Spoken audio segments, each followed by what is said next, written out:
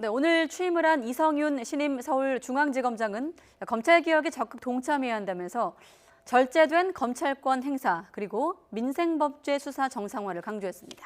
조만간 있을 검찰 중간 간부 인사에 청와대나 여권 관련 의혹 수사팀이 대거 교체될 가능성이 크다는 전망도 나옵니다. 취재기자 연결하겠습니다. 박기환 기자. 네, 사회부입니다. 네, 이성윤 신임 지검장이 취임식 마치고 공식 업무에 들어갔군요. 네, 그렇습니다. 이 지검장은 오전 11시 시작된 취임식에서 그 어느 때보다 높은 국민의 검찰개혁 요구에 적극 동참해야 한다고 밝혔습니다. 구체적으로 수사 단계마다 절제와 자제를 거듭하는 검찰권 행사가 필요하다고 여러 차례 강조했습니다. 이어 사회적 이목을 집중시키는 사건 수사가 중요한 업무인 것은 분명하지만 민생범죄 등 일반 형사사건에 대한 수사 기능도 정상적으로 작동돼야 한다고 말했습니다. 조만간 있을 중간 간부 인사를 염두한 듯한 언급도 있었는데요. 일부 내용 들어보시죠. 한정된 중앙지검의 수사 역량을 현안 수사는 물론 국민 한 사람 한 사람에게 매우 중요한 민생과 직결된 사건에도 투입하여 국민에게 도움이 되는 효율적인 수사 시스템으로 정비할 필요가 있다고 생각합니다.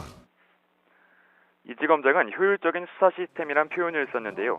현재 공공수사 2부에서 진행 중인 선거 개입 의혹을 비롯해 청와대와 여권 관련 사건 수사 인력의 재편 가능성을 시사한 것으로도 풀이됩니다. 이 지검장은 문재인 대통령의 경희대 법제 후배로 검찰 내 대표적인 친문 인사로 꼽힙니다. 문재인 정부 출범 직후 검사장으로 승진했고 이후 대검 반부패 강력부장과 법무부 검찰국장 등 핵심 보직을 거쳤습니다. 지난해 조국 전 장관 관련 수사와 관련해 수사 초기 윤석열 검찰총장 배제를 제안한 것으로 알려져 논란을 불러오기도 했습니다. 검찰 안팎에서는 이 지검장이 부임과 함께 청와대와 여권 관련 수사에 제동을 걸 수 있다는 관측이 나옵니다. 윤석열 검찰총장도 새로 부임한 대검 참모진과의 간부회의를 처음 주재했는데요. 축하의 뜻을 전한 뒤 업무 파악에 속도를 내달라고 원론적으로 당부한 것으로 전해졌습니다.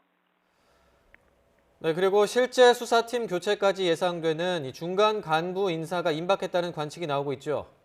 네, 그렇습니다. 이르면 이번 주 이뤄질 거란 관측입니다. 검사 인사 규정상 중간 간부의 필수 보직 기간은 1년 이상이라 지난해 8월 발령난 중앙지검 주요 간부들은 아직 기간이 남은 상태입니다. 하지만 직제 개편 등이 이뤄질 때는 필수 보직 기간을 지키지 않아도 인사를 낼 수 있다는 예외 규정이 있습니다. 이 때문에 이번 주 법무부에서 반부패 수사부나 공공수사부 등 직접 수사부서를 줄이도록 검찰 직제 개편을 발표한 뒤 인사에 나설 거란 전망이 나옵니다. 이번에도 조국 전 장관 관련이나 청와대 관련 의혹 수사를 맡았던 간부들이 인사 대상이 될 가능성이 큽니다. 중앙지검에서는 울산시장 선거 개입 의혹과 조국 전 장관 일과 관련 수사를 지휘해온 신봉수 2차장 검사와 송경호 3차장 검사 등이 거론됩니다. 유재수 감찰무마 의혹을 수사 중인 서울 동부지검의 차장 검사와 형사 6부장도 인사 대상으로 언급되고 있습니다. 차장이나 부장급뿐만 아니라 부부장 검사도 승진 등의 방식으로 교체될 수 있습니다. 이렇게 되면 관련 수사팀이 물리적으로 수사를 이어가기 힘들 정도로 사실상 수사팀이 해체될 수도 있어서 검찰 내부 반발이 거셀 전망입니다. 지금까지 사회부에서 YTN 박기환입니다.